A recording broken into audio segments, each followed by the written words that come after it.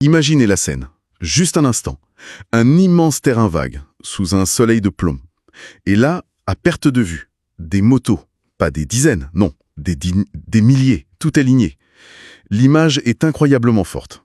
Elle a explosé sur les réseaux sociaux avec une légende triomphante.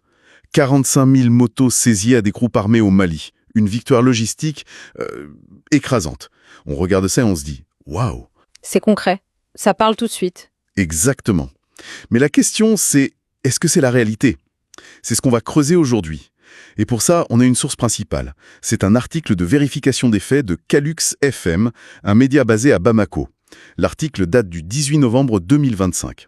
Notre mission, c'est de comprendre non seulement comment cette fausse nouvelle a été démontée, mais surtout pourquoi elle a si bien marché. C'est tout à fait ça. On va suivre le parcours de cette vidéo. C'est une véritable enquête numérique en fait. Et on va remonter à sa source, comprendre comment son contexte a été complètement transformé. Et ça en dit long sur la façon dont l'information circule aujourd'hui. D'accord. Alors, mettons nos casquettes de détective. Par où ça commence? Quelle est l'étincelle? L'étincelle, c'est une publication sur Facebook le 11 novembre 2025. Elle apparaît sur une page qui s'appelle Mali Konu Fana 24. Le message est court, percutant et, disons-le, très efficace. 45 000 motos récupérées au terreau, merci beaucoup, Asso. Terreau. L'article de Calux FM précise que c'est une référence au groupe qualifié de terroriste. Oui, exactement. On est donc en plein dans un narratif de victoire militaire. Et ce qui rend tout ça crédible, c'est cette fameuse vidéo. Je l'ai regardée et c'est vrai que c'est bluffant. Ce parc de motos infini, le sol poussiéreux, la lumière, tout correspond à l'image qu'on pourrait se faire de la région. L'image et le texte se valident l'un l'autre. C'est une boucle parfaite, quoi. Pas étonnant que les gens aient partagé ça en masse sans se poser de questions? Absolument. Dans un contexte de conflit où l'information officielle est parfois contestée, disons, le public cherche des preuves visuelles de succès.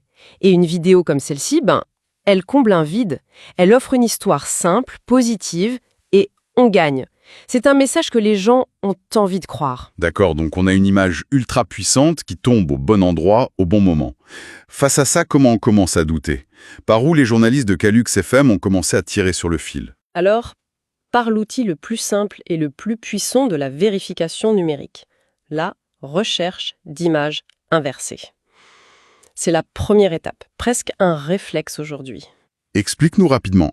En gros, au lieu de taper des mots dans un moteur de recherche, on lui donne une image, une capture d'écran de la vidéo par exemple, et on lui demande de trouver où elle est déjà apparue sur Internet. C'est exactement ça. Et là, le château de cartes commence à vaciller.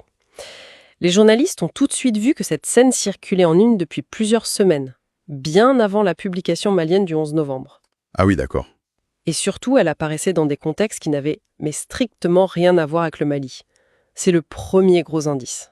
Attends, donc ils ont réussi à remonter jusqu'à la toute première publication, c'est fou ça. Complètement. En tirant ce fil, ils sont arrivés à la source, un compte TikTok, @Amarizo-Silva officiel. TikTok. Et la date de publication change tout. Ce n'est pas le 11 novembre, mais le 18 septembre 2025. On a déjà un décalage de presque 2 mois. Et j'imagine que la légende originale n'était pas la même. C'est le coup de grâce pour la version malienne. La légende originale, elle est en portugais. KLUX-FM l'a traduite et ça donne à peu près ça. Regardez où vont toutes les motos saisies. Voyez si la vôtre n'est pas au milieu de la police fédérale. La police fédérale. Elle ne joue pas pour le travail. Et à la fin, il y a 2 hashtags. Hashtag viral et, le plus important, hashtag PRF. Hashtag PRF. D'un coup, tout le récit change. On passe de groupes terroristes à de simples motos saisies, de l'armée à la police fédérale, et ce hashtag PRF, c'est la clé de l'énigme, j'imagine. C'est la clé qui ouvre la dernière porte. Une simple recherche sur ce sigle PRF mène directement à la Policia Rodoviaria Fédérale, la police routière fédérale.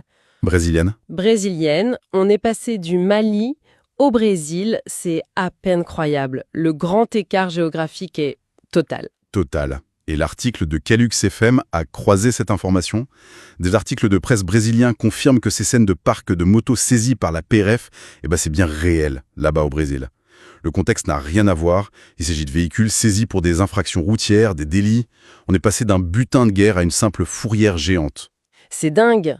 Je suis en train de penser à la personne au Brésil qui a filmé ça. peut-être un employé ou juste quelqu'un qui passait par là.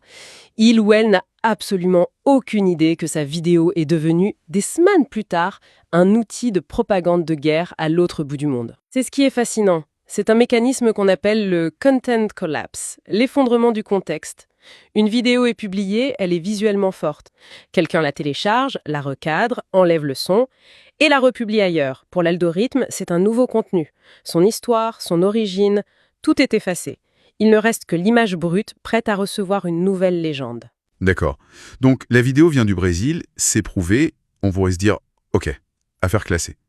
Mais j'imagine que, pour être vraiment rigoureux, il reste une dernière chose à vérifier. Oui, il faut toujours boucler la boucle. La vidéo est fausse, c'est un fait.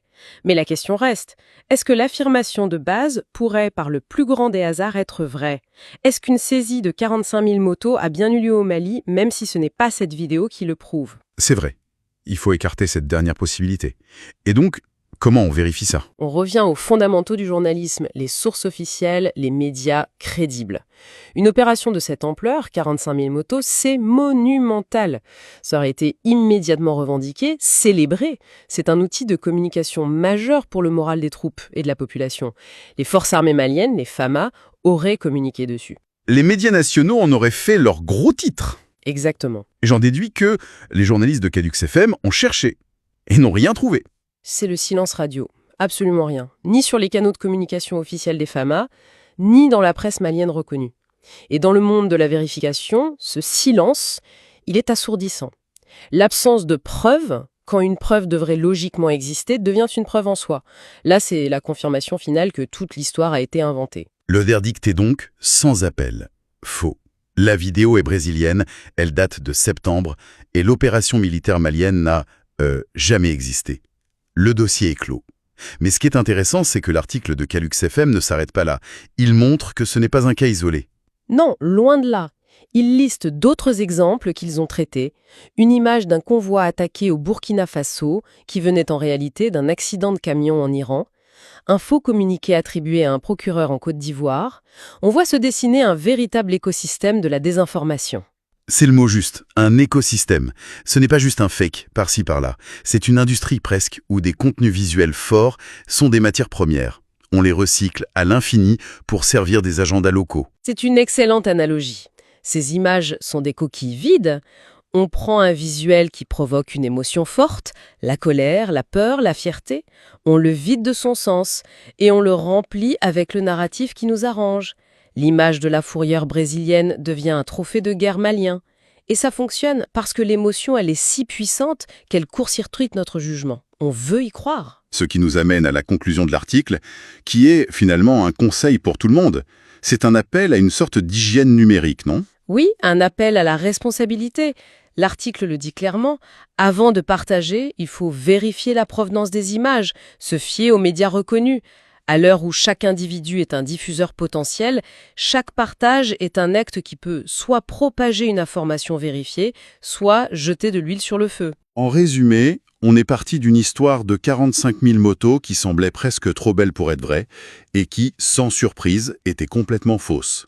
Une simple enquête numérique a permis de retracer le voyage hallucinant de cette vidéo, de son origine au Brésil à sa vie de propagande au Mali, avant d'être démasquée. Cet exemple illustre parfaitement la vitesse à laquelle un contenu peut être détourné. L'objectif est presque toujours de provoquer une émotion immédiate qui anesthésie la réflexion. Ici, la fierté, le soutien à l'armée. On voit, on ressent, on partage. Le cycle est bouclé en quelques secondes. C'est un rappel qu'il faut se méfier de ce qui confirme trop parfaitement nos propres convictions. Exactement. Et ça laisse une dernière question en suspens. Une question qui va au-delà de la technique. On a passé du temps à décortiquer le comment. Comment la fausse nouvelle a été créée, comment elle a été déconstruite. Mais la question la plus profonde, c'est le pourquoi. Pourquoi cette histoire a-t-elle eu un tel succès? Qu'est-ce que cet engouement pour une fausse bonne nouvelle nous apprend sur les besoins, les espoirs, ou peut-être le désarroi du public qui choisit de la croire? La réponse à cette question, elle est sans doute aussi importante que la vérification des faits elle-même.